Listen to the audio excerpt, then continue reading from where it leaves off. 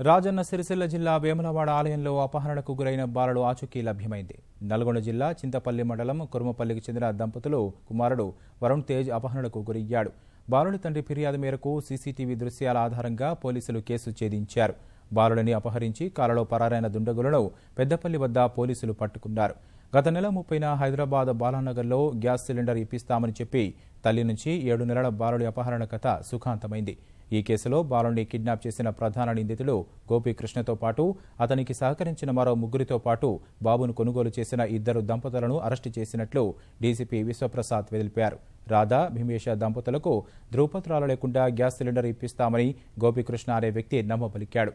అతని మాటలు నమ్మి గ్యాస్ సిలిండర్ కోసం వెళ్లగా బాలుని ఎత్తుకెళ్లారు.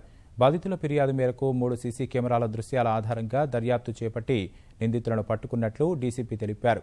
బాలుడు రాఘవేంద్రుడు తల్లిదండ్రులకు అప్పగించారు.